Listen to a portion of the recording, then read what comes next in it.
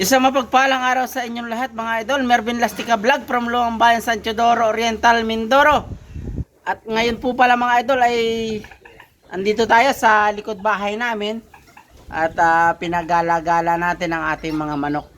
Pinalabas natin yung ating mga inahing manok upang makapanuka ng iba't ibang klaseng mga pagkain dito sa aming labas ng bahay. Boy, talagang masayang masaya at nakalabas siya ng kanyang bahay. Ito kasi yung kanyang kulungan mga idol.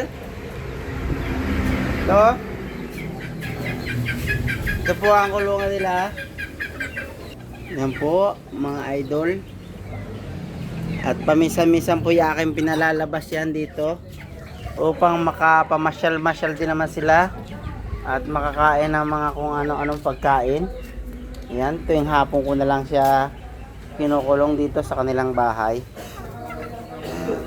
Napakagwapo po niyan mga idol. Yan po ang aking golden boy, Dapugi. Yan. So kailangan po kasi yung paminsan-minsan pinalalabas po natin upang makapangain ng iba't ibang pagkain. Kailangan po nating bantayan ito kasi lumalaban po mga idol, pumapatol po dito sa ating maliit kay Amanda at kay Amado. Yan po. Pag po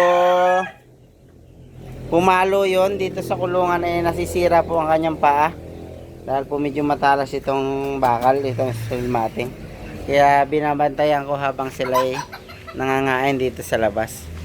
Talagang kailangan talaga pag may alaga ka, responsibilidad mo, bantayan mo, pakainin, alagaan ng maayos upang bigyan tayo ng magandang manok at maraming itlog.